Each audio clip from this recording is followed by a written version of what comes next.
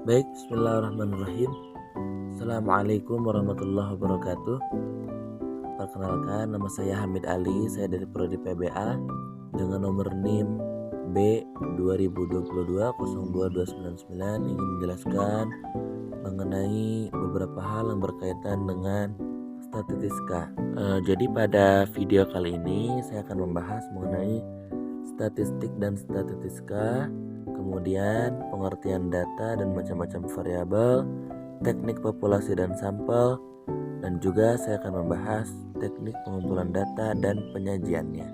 Baik, adapun untuk bab statistik dan statistika ada beberapa hal yang ingin saya perjelas lebih detail, yaitu pertama mengenai pengertiannya, kemudian klasifikasinya, kegunaannya, dan ciri khas dari statistika. Baik, pengertian statistik. Statistik secara etimologi berasal dari bahasa Latin yaitu status ataupun state dari bahasa Inggris atau stat dari bahasa Belanda yang jika diterjemahkan ke dalam bahasa Indonesia artinya adalah negara. Statistik adalah sekumpulan fakta yang berbentuk angka yang disusun dalam tabel atau daftar yang menggambarkan suatu persoalan. Adapun statistika adalah metode ilmiah yang mempelajari pengumpulan, pengaturan, perhitungan, penggambaran, dan penghasilan data, serta penarikan kesimpulan yang valid berdasarkan penganalisaan yang dilakukan dan pembuatan keputusan yang rasional. Klasifikasi statistika pertama berdasarkan penelitiannya. Jadi statistika berdasarkan penelitiannya terbagi menjadi tiga. Yang pertama ada statistika untuk penelitian deskriptif. Yang kedua ada statistika untuk penelitian kolerasi. Yang ketiga ada statistika untuk penelitian perbandingan. Adapun jika berdasarkan sasaran penelitiannya, statistika itu terbagi menjadi dua. Ada statistika untuk penelitian deskriptif, ada juga statistika untuk penelitian induktif. Jika berdasarkan terpenuhi atau tidaknya asumsi, maka statistika dibagi menjadi dua, yaitu statistika untuk penelitian parametrik dan statistika untuk penelitian non-parametrik. Baik, berikutnya yaitu kegunaan statistik. Statistik memiliki banyak kegunaan. Di antaranya, statistik membantu peneliti dalam menggunakan sampel sehingga peneliti dapat bekerja secara efisien dengan hasil yang sesuai dengan objek yang ingin diteliti. Kemudian, membantu peneliti ada tidaknya perbedaan antara kelompok yang satu dengan kelompok lainnya atau objek yang diteliti. Kemudian, membantu peneliti dalam melakukan prediksi untuk waktu yang akan datang. Statistika juga memiliki kegunaan yaitu untuk membantu peneliti untuk membaca data yang telah terkumpul sehingga peneliti dapat mengambil keputusan yang tepat. Kemudian kegunaan yang lain adalah membantu peneliti untuk melihat ada tidaknya hubungan antara variabel yang satu dengan variabel yang lain. Kemudian juga membantu peneliti untuk melakukan interpretasi atas data yang terkumpul. Adapun mengenai ciri khas statistik menurut Hadi pada tahun 1978 adalah yang pertama, statistika itu bekerja dengan angka. Maksudnya adalah angka statistik sebagai jumlah, angka statistik sebagai nilai. Kemudian statistik bekerja bekerja universal dan juga statistik bersifat objektif. Sekarang kita akan membahas mengenai pengertian data. Apa sih data itu? Data adalah sejumlah informasi yang dapat memberikan gambaran tentang suatu keadaan, baik berupa angka-angka maupun yang berbentuk kategori seperti tinggi, rendah, dan sebagainya. Pengertian lain tentang data adalah hasil pencatatan peneliti, baik yang berupa fakta maupun angka. Itu adalah menurut Suharsimi pada tahun 1999. Adapun klasifikasi data yaitu terbagi menjadi 4, yaitu ada yang menurut sifatnya, ada yang menurut cara memperolehnya, ada juga menurut sumbernya, dan juga menurut cara penyusunannya. Data menurut sifatnya terbagi menjadi dua. Ada data kualitatif dan data kuantitatif. Apa sih data kualitatif itu? Data kualitatif itu adalah data yang tidak berbentuk angka. Jadi data kualitatif itu diperoleh melalui berbagai macam teknik pengumpulan data seperti wawancara, analisis dokumen, diskusi, observasi, dan lain-lain sebagainya. Jadi teman-teman, data kualitatif itu seperti tadi. Jadi tidak berbentuk angka. Contohnya tuh kayak Kemampuan santri madrasah ibtidaiyah dalam membaca Al-Quran sangat baik. Kan dalam pernyataan tersebut tidak terdapat angka-angka gitu ya. Tidak menunjukkan data yang berupa angka. Itulah data kualitatif. Adapun data kuantitatif itu berarti kebalikan dari data kualitatif. Nah, itu yang berbentuk bilangan atau angka. Misalnya, jumlah karyawan itu ada 500.000 orang. Keuntungannya 1 juta per jualan gitu. Contoh, jadi memang menggunakan angka-angka itu datanya. Data menurut cara memperolehnya. Data menurut cara memperolehnya itu terbagi menjadi dua. Yang pertama ada data primer, ada juga data sekunder. Apa sih data primer itu? Data primer itu adalah data yang diperoleh atau dikumpulkan oleh peneliti secara langsung dari sumber datanya. Data primer disebut juga sebagai data asli atau data baru yang memiliki sifat up to date. Contohnya nih, data tentang pemakaian deterjen yang diperoleh perusahaan deterjen dengan mendatangi para ibu rumah tangga di kelurahan A. Jadi memang didapatkan langsung dari sumbernya itu adalah data primer. Adapun data sekunder kebalikannya. Data sekunder itu adalah data yang diperoleh atau dikumpulkan oleh para peneliti dari berbagai sumber yang telah ada. Jadi peneliti itu sebagai tangan kedua, tidak seperti sekunder gitu ya, yang diambil langsung dari sumber datanya. Adapun klasifikasi data menurut sumbernya itu terbagi menjadi dua. Ada data internal dan data eksternal. Apa itu data internal? Data internal itu data yang menggambarkan keadaan dalam organisasi. Misalnya data internal perusahaan yang meliputi data pegawai, data keuangan, data peralatan, data produksi, data pemasaran, data hasil penjualan, dan lain sebagainya. Adapun data eksternal itu data yang menggambarkan keadaan di luar organisasi. Misalnya faktor-faktor yang mempengaruhi perusahaan seperti daya beli masyarakat, selera masyarakat, saingan dari barang sejenis, dan lain sebagainya. Jadi memang data internal itu data yang berisi informasi gitu ya tentang keadaan yang berada di dalam organisasi. Eksternal kebalikannya yang berada di luar organisasi. Nah, adapun klasifikasi data menurut cara penyusunannya terbagi menjadi 4. Ada data nominal, ada data ordinal, ada data interval, ada juga data rasio. Data nominal itu adalah data statistik yang memuat angka yang tidak mempunyai arti apa-apa. Seperti yang Ibu Zahra pernah bilang, jadi memang data nominal itu hanya sebatas angka saja, sebagai simbol saja, tapi tidak memberikan nilai. Itu data nominal. Yang dimaksud adalah seperti itu.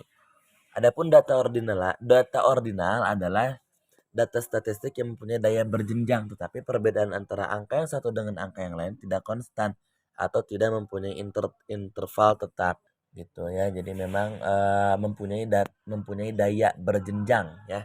Itu adalah data ordinal. Data interval itu adalah data yang jarak satu dan lainnya sama dan telah ditetapkan sebelumnya, atau juga data interval adalah data statistik di mana terdapat jarak yang sama di antara hal-hal yang diselidiki atau yang dipersoalkan. Itu adalah data interval. Dan yang terakhir adalah data rasio. Apa itu data rasio? Data rasio itu adalah data jenis. Adalah jenis data yang mempunyai tingkatan tertinggi. Data ini selain mempunyai nilai interval yang sama, juga mempunyai nilai nol mutlak. Misalnya hasil pengukuran panjang, tinggi, dan berat. Itu adalah data rasio. Baik, sekarang kita akan masuk ke pengertian variabel. Apa sih variabel itu? Variabel menurut Margono pada tahun 1997, yaitu adalah konsep yang mempunyai variasi nilai.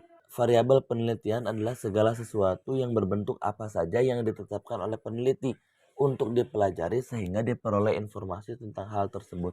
Kemudian ditarik kesimpulannya. Itu adalah variabel. Macam-macam variabel. Macam-macam variabel itu terbagi menjadi 3. Menurut fungsinya, ada juga yang berdasarkan dapat atau tidaknya dimanipulasi. Ada pula menurut datanya. Yang pertama dulu nih, macam-macam variabel menurut fungsinya. Menurut fungsinya terbagi menjadi 6. Ada variabel independen, variabel moderator, variabel dependen, variabel intervening, variabel kontrol, dan variabel rambang. Variabel independen itu sering sekali disebut sebagai variabel stimulus atau prediktor. Adapun variabel dependen ini sering disebut sebagai variabel output kriteria konsekuen. Sebaliknya dengan variabel independen, variabel dependen itu adalah variabel yang terikat. Itu adalah variabel dependen. Kemudian ada variabel moderator. Variabel moderator adalah variabel yang mempengaruhi hubungan antara variabel independen dengan variabel dependen. Kemudian ada variabel intervening. Apa itu variabel intervening? Variabel intervening adalah variabel yang secara teoritis mempengaruhi hubungan antara variabel independen dengan dependen, tetapi tidak dapat diamati dan diukur, gitu ya. Jadi variabel ini tuh merupakan variabel penyela yang terletak di antara variabel independen dan dependen. Kemudian ada variabel kontrol, yaitu variabel yang dikendalikan atau dibuat konstan sehingga hubungan variabel independen terhadap dependen tidak dipengaruhi oleh faktor luar yang tidak diteliti. Kemudian ada juga variabel rambang, yaitu berlainan dengan variabel independen yang fungsinya sangat diperhatikan dalam penelitian. Maka variabel rambang adalah variabel yang fungsinya dapat diabaikan atau pengaruhnya hampir tidak diperhatikan. Itu adalah variabel rambang.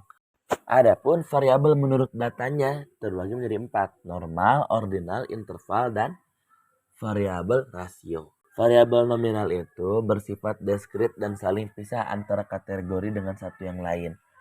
Kalau yang ordinal itu variabel yang disusun berdasarkan tingkat berurutan. Kemudian ada juga variabel interval. Variabel yang ini yaitu variabel yang dihasilkan dari pengukuran, di mana dalam pengukuran tersebut diasumsikan terdapat suatu pengukuran yang sama. Terakhir, variabel rasio, yaitu variabel yang dalam kuantitatifnya mempunyai hanya nol mutlak. Kemudian macam-macam variabel berdasarkan dapat atau tidaknya dimanipulasi terbagi menjadi 2, variabel aktif dan variabel atribut. Variabel aktif itu adalah variabel yang dapat dikendalikan oleh peneliti. Sedangkan variabel atribut itu yang tidak dapat dimanipulasi oleh peneliti. Baik, sekarang pengertian populasi. Populasi adalah kumpulan dari individu dengan kualitas serta ciri yang telah ditetapkan. Populasi itu adalah keseluruhan subjek penelitian. Sekarang pengertian sampel. Sampel adalah bagian dari jumlah dan karakteristik yang dimiliki oleh populasi. Jadi sampel itu hanya sebagian saja. Teknik sampling adalah teknik pengambilan sampel dari salah satu cara pengambilan sampel yang representatif dari populasi. Teknik sampling itu terbagi menjadi 2, ada probability sampling dan non-probability sampling. Probability sampling terbagi, yaitu ada simple random sampling, ada juga disproportionate stratified random sampling. Kemudian dibagi lagi menjadi proportionate stratified random sampling dan juga area cluster sampling. Itu adalah pembagian sampling probability. Sekarang yang non probability sampling terbagi menjadi 6, yaitu ada sampling sistematis, sampling incidental, sampling jenuh, snowball sampling, purposive sampling, dan sampling kuota. Kemudian metode pengumpulan data itu ada 4, ada bisa dengan wawancara, angket, observasi, dan metode tes. Wawancara atau interview itu merupakan teknik pengumpulan data dengan tanya jawab baik secara langsung ataupun tidak langsung.